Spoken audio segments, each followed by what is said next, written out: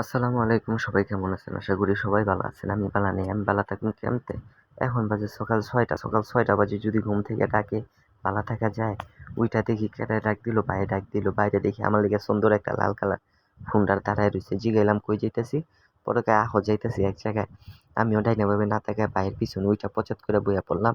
বইয়া দেখি আমার আশেপাশে আরো হাজার হাজার লোক উইঠা কর্মের ভিতর লাইগা দিছে। যার যার কর্ম নিয়া সে ব্যস্ত আছে। আমি একমাত্র লোক যাই কিনা সকাল ৬টা বাজে উঠছি। যাই হোক যেই কথা সেই কাজ যাইতাছি চৌরাস্তার দিকে কেমন জানি মনের ভিতরে একটা খটকা লাগলো। ভাইরে জিগাইলাম, "ভাই আমরা কই যাইতাছি?" কইতাছে, "এখনো বুঝতে পারো নাই কই যাইতাছি?" আমি কই, "না বুঝতে পারলাম জিগাইতাম নইলে মনের ভিতরে একটা খটকা লাগলো তাই লেগে জিগাইলাম।" পরে কয়, "বুঝা লাগবো না আইবার থাও।" তো আমিও সুন্দর মতো আইতাছি যাইতাছি। আমি তো আর গাড়ি চালাই না। আমি পিছনে বইসা রইছি। বইসা দেখি ওয়েদারটা সুন্দর একটা ওয়েদার ফিলিংসটা নিতাছি। ফিলিংসটা হইলো হালকা, হালকা শীত করতেছে। আমি তো একটা ছোট একটা গেঞ্জি পইড়া আইছি এই কারণে। যাক দেখি আবার ব্রিজের নিচে ওই পাশে যাইতেছে। ওই পাশে যাইতে যাইতে দেখি আবার দুইটা নাইট ঘাট আমগো দিকে সেই সুন্দর একটা লুক দিয়া তাকাইছে। ভয় পেয়ে গেছি। বুঝতে পারছি এলাকার ভিআইপি লোক, এই কারণে কিছু জিগায় নাই। এই পাশে আওয়ার পরে আরেকটা মনে খটকা লাগলো। জিগাইলাম, "ভাই কই যাইতাছি?" পরে কইতেছে, "হালিম বেচবা গরু কিনা লাগবো না?" আমি কই, "ও আচ্ছা এতক্ষণে বুঝবার পারছি।"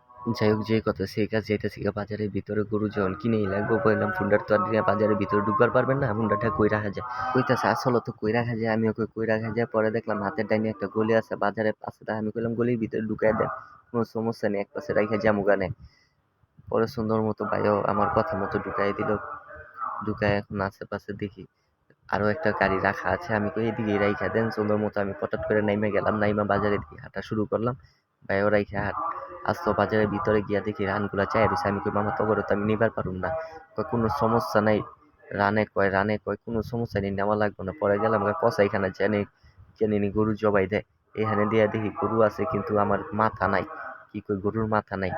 এক জায়গায় খোঁজ খবর নিয়ে দেখলাম ওই জায়গায় গিয়া দেখি এখনো ৩ পিস মাথা আছে। আমি কইলাম, "মামা ৩ পিস বানান।" পরে বানাইবার কইছি ঠিক আছে। মামাই দেখি এমতে বানান শুরু করছে যেমতে নিয়ে আমার পছন্দ হয় না। হাড্ডি উড্ডি একটাও রাখবো না, সব আমারে দিয়ে দিব। এর লেগে আর ভিডিওটা লং করতে পারলাম না।